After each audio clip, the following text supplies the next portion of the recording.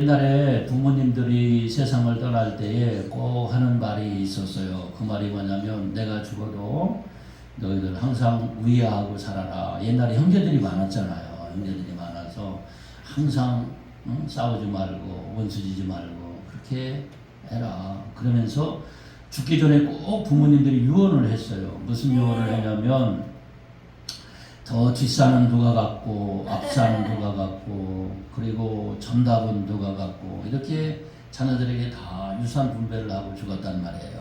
근데 미련한 사람들은 그 유산 분배도 하지 않고 죽어버려요. 그러면 어떤 일이 납니까? 자녀들이 싸움이 일어나는 겁니다. 내가 아는 어떤 한 가정이 있었습니다. 그 가정이 여러분 갑자기 부모님이 아버지가 세상을 떠났습니다. 그런데 문제가 생겼습니다. 여러분 초상은 잘 치렀는데 이제 유산 문제가 생겼습니다.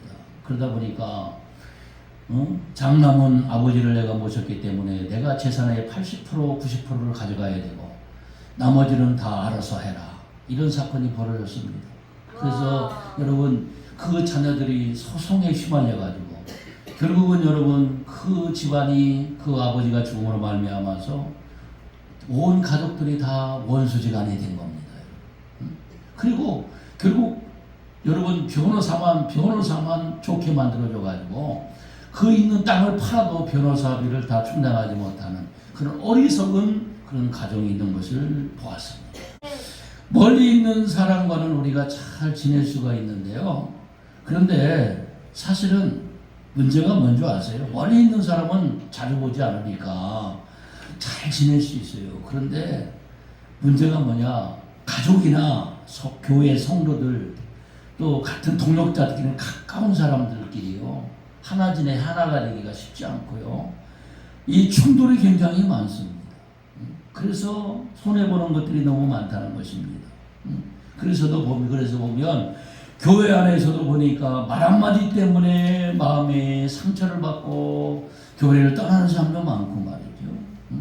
또 내 생각과 다르면 서로가 불편한 겁니다. 그래서 함께 예배는 드리지만요, 사실은 마음이 멀어져 있는 경우가 많이 있다는 것입니다. 그런데 오늘 성경은 이렇게 말합니다. 오늘 시편 133편에서 형제가 연합하는 것이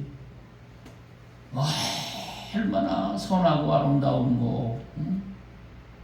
형제가 누구예요? 형제는 우리 같이 늘 만나는 사람이 형제고 집안에 있는 식구들이 형제 아닙니까? 근데 형제들이 서로 연합하는 거 같이 동거하는 것이 어찌 그리 선하고 아름다운 거.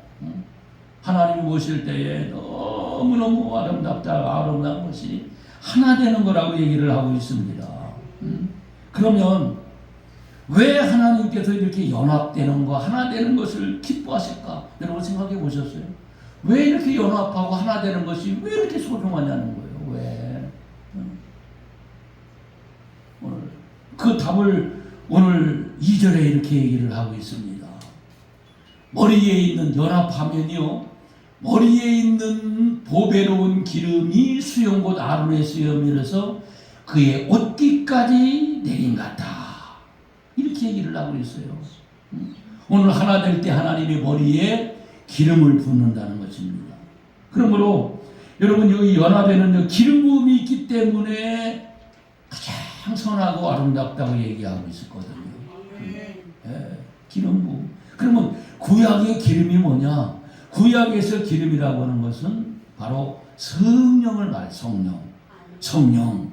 그리고 이 기름 부음이라는 것은 거룩한 곳에 기름이 부어졌어요. 그 거룩함을 상징하고요. 또 이 기름이라고 하는 것은 하나님의 임재를 상징한다는 거예요. 하나님의 임재. 그러니까 하나님이 이렇게 연합되는 곳에 하나님이 임재가 있다는 거예요. 하나님이 그곳에 성령을 부으시고 오늘 그곳을 거룩하다고 말씀한다는 거예요.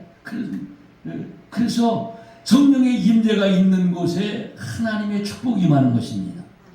이 하나님의 은혜는 위로부터 아래로 흘러간다는 거예요. 오늘 머리에 붓는다는 것은 이런 의미가 있는 거예요. 하나님의 은혜가 위로부터 내려온다는 것입니다. 그러나 반대로 생각해 보세요. 교회가 서로 다투면 은혜가 막히는 거 아니겠어요? 응? 근데 교회가 하나가 되면 하나님의 축복이 위에서부터 쏟아 부어지는 거예요. 이게 교회를 잘 다져야 되는 거예요. 교회도 여러분 크다고 좋은 교회가 아니고 항상 하나 되는 교회가 좋은 교회예요. 그렇다고 작은 교회가 좋은 교회는 아닌 거예요. 작은 교회도 얼마든지 하나 되지 못하는 작은 교회도 많잖아요.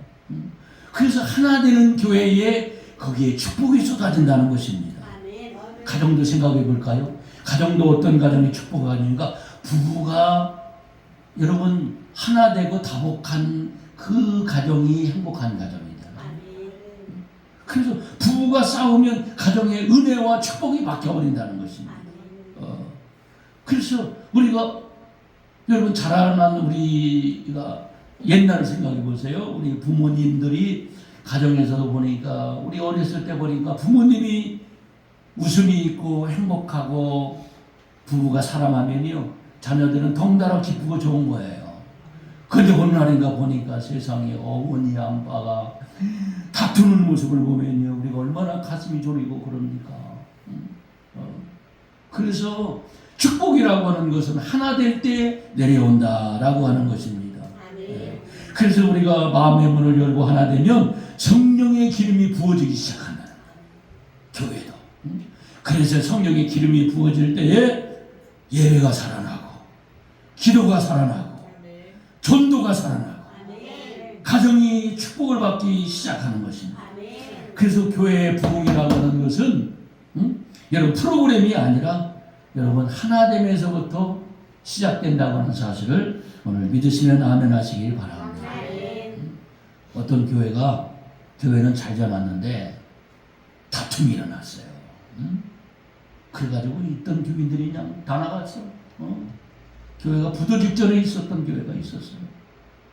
어떤 자매가 하나 와서 교회를 와서 보니까 교회는 참 예쁘게 잘 자랐는데 그러니까 교회에 들어와 보니까 이상해요. 분위기가 썰렁해. 목사님이 막 울면서 기도하는 거야. 얘기를 들어보니까 주여 하나님 교회가 하나 되게 해 주시옵소서. 이종이 못나서 교회가 하나 되지 못해서 분열되어져서 이렇게 성도들이 다 터졌는데 하나님 도와주세요.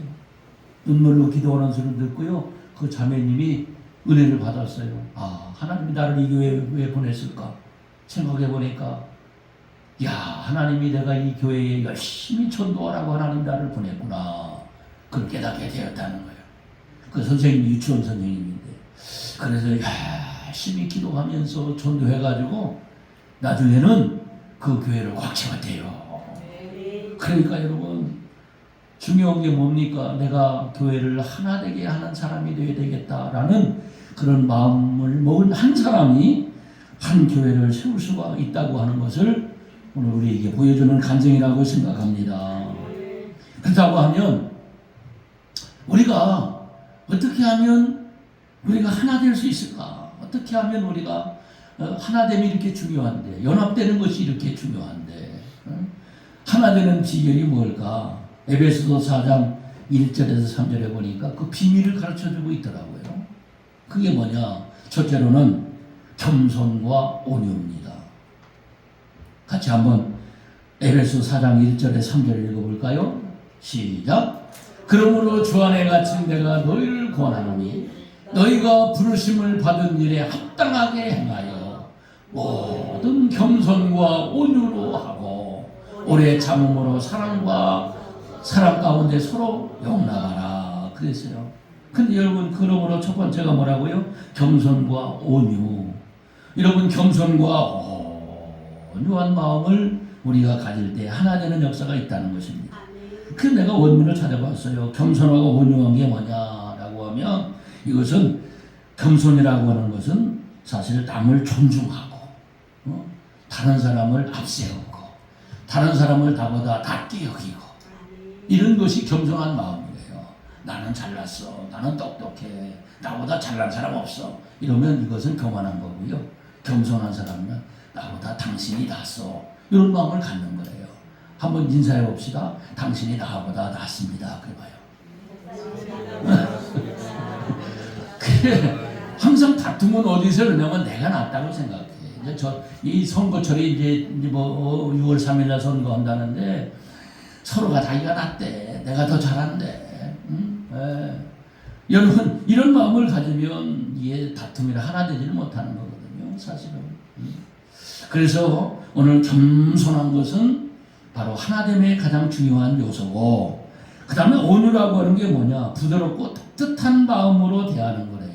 부드럽고 따뜻한 마음을 갖는 마음, 이게 온유한 마음이라고 얘기를 하고 있어요. 그래서 여러분 언젠가 얘기했어요. 게리 체프만은 사랑이라고 말도요, 말이라고 하는 것도 굉장히 중요하다고 그랬어요. 그래서 우리가 꼭 좋은 이 말, 사랑의 언어는 바로 인정하는 말, 따라합시다. 인정하는 말, 함께 해주는 사람, 예.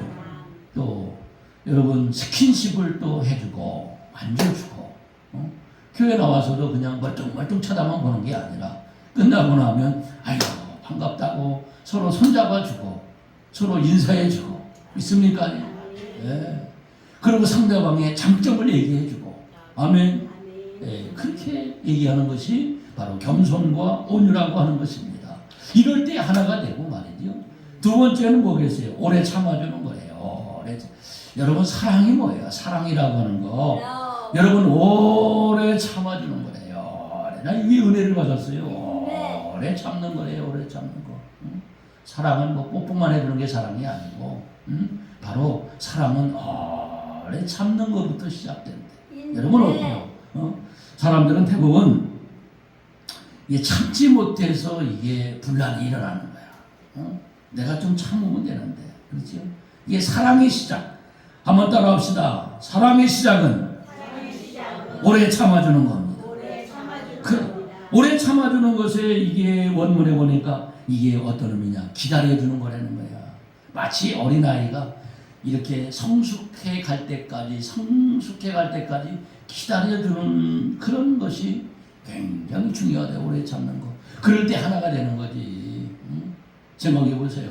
아이고 그것도 못하냐고 막 이게 책망하고 막 그럴 때 여러분 그때 하나가 되지 못하는 것 같아요. 여러분 사람은 여러분 1000번도 더 돼야 된대. 사람이 한 사람이 온전하게 되는데 그게 금방 됩니까, 여러분? 나도 오늘 아침에 그런 걸 깨달았어요. 제가 금요일부터 주일까지는 나 혼자 있어요, 집에. 집에 있는데 그러면 내가 다 해야 됩니다.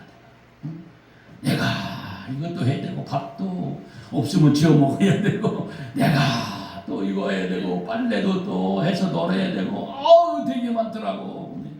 저는 귀찮아서 안 했어요. 근데 내가 봤어요. 내가 느꼈어요. 오늘 새벽에도 아침에. 내가 게으르면 아무것도 못하겠고, 아이고 내가 여기도 아프고 저기도 아프고 가만히 앉았으면, 그냥 소파에 앉아서 TV만 보고 있고 그냥 앉아서 책만 보고 있으면 그 누가 해주냐고, 내가 해야지. 그렇죠? 그래서 내가 그냥 아이고 이것도 해야 되겠냐, 아이고 쓰레기도 버려야 되겠냐, 아이고 그러니까 아주 깨끗하니까 좋더라고. 근데 여러분 그게 그냥 되냐고. 내가 보니까 우리 아내가 고생이 많았겠구나. 여러분 그런데 어때요? 오래 참아줘야 된다는 거야. 막 책망하고 막 그러지 말고, 격려하고, 또 그러면서 자꾸 이렇게 할 수 있도록 그런 배려가 있기 위해서, 그게 오래 참지 못하면 어떻게 할 수 있겠어요? 그러니까 연합이라고 하는 것도 이해해주고 참아주고 오래 참아주고 그러는 것입니다. 그래서 마지막이 뭐예요? 서로 용납하라 그랬어요. 서로 용납하라.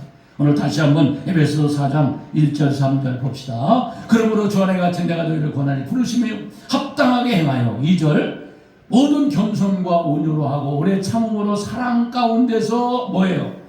서로 용납하라 그랬어요. 서로 용납하라. 서로 용납하라. 서로 용납이 뭐냐면요, 용납이 뭔지 아세요? 용납이라는 단어가 대단히 중요해요. 용납이라고 하는 것은, 이것은 내가 마음에 지금 안 들어. 무슨 얘기인지 아셨어요? 저건 한테 지금 마음이 안 들어. 마음에 안 든다고 해줬는데, 아니 밥을 좀 해왔는데, 반찬을 해왔어. 반찬으로 했는데 내 입맛은 아니야. 여러분 그럼 어떻게 해야 되겠어? 하나 되려면 용납해야 돼. 용납한다는 건 내 마음이 안 들어도 먹어주는 것을 용납이라고. 무슨 얘기인지 아셨어요? 아이고 맛도 왜 이렇게 짜고 맵고 아유 내 스타일 아니야. 그러면요 그 해온 사람이 시험 들겠어요? 들겠어요? 시험 들지. 그래도 그때는 하얀 거짓말을 해야 돼. 아이고 그래도 맛있네. 응? 이런 마음으로 이게 잘 그래도 받아들여지고 먹는 것을 그걸 용납이라고 하는 거예요. 용납이라고. 서로 다름을 받아들이는 거. 서로 다름. 여러분 틀린 거와 다른 것은 다른 거예요. 달라. 맞지요? 다르죠. 사람은. 얼굴 생김새도 다 다르고 목소리도 다르고. 응? 여러분 용납이라고 하는 거 서로 다름을 너그러운 마음으로 받아주는 거. 그러므로 관계가 형성된다는 거예요. 여러분 믿어지시나요? 좀 그래도 좀 받아주시기 바랍니다. 네. 오늘 그럴 때 오늘 교회가 하나 되고 우리 모임이 하나가 되고 가정이 하나가 된다는 것입니다. 여러분 그러므로 오늘 그렇게 우리가 살면 연합해서 살면 하나님이 우리에게 주시는 은혜가 있다는 거예요. 축복이 있다는 거예요. 그게 뭐냐면 하나님 시편 133편 3절에 이렇게 말씀을 하고 있어요. 홀문의 이슬이 시온 산들에 내린 것 같도다. 거기서 여호와께서 복을 명하셨나니 곧 영생이로다. 하나님은 연합된 곳에 하나님께서 하나 되는 곳에 하나님이 거기에 복을 명령하신다는 거예요. 이게 중요한 복이라는 단어도 중요하지만요. 명령이라는 단어가 중요해요. 여러분 하나님은 명령하시는 분이세요. 그런데 아무 곳에서나 복을 명령하는 게 아니라 하나 된 곳에 복을 명령하셔요. 가정이 다투는 가정은 절대로 복을 받을 수가 없어요. 싸우는 가정 절대로 잘 되는 법이 없습니다. 싸우는 나라 망합니다. 그러나 하나 되는 나라, 하나 되는 교회, 하나 되는 가정에는 하나님이 거기에 하나님의 축복을 명령하신다는 거예요. 그래서 하나님은 연합하는 공동체에 특별한 복을 선언하시는데 여러분 가장 중요한 게 영생의 복이잖아요. 그러므로 그곳에 천국을 영생의 천국이잖아요. 오늘 그 천국 영적인 생명의 복을 하나님이 명령하시고 또한 여러분 연합되는 곳에 은혜 충만한 복을 주시고 하늘 평강의 복을 주시고 풍성한 물질의 축복도 주시고 오늘 영생의 기쁨의 복을 선언하신 줄로 믿습니다. 여러분 세상은 그러므로 경쟁으로 살아가지만 하나님 나라는 여러분 연합으로 세워진다는 거예요. 하나됨으로부터 출발된다는 사실을 기억하십시오. 그러므로 이 시대에 하나님이 찾으시는 교회 어떤 교회입니까? 하나님이 찾으시는 교회는 여러분 서로 부족하고 서로 다름이 있다 할지라도 서로 용납해주고 서로 품어주고 함께 여러분 물어주는 여러분 그런 교회, 그런 교회가 축복된 교회고 하나 되는 교회입니다. 온유와 겸손으로 그리고 오래 참음으로 서로 용납함으로 우리 하나님의 축복을 경험하는 우리 성도들이 다 되기를 주의 이름으로 간절히 축복합니다. 축복합니다.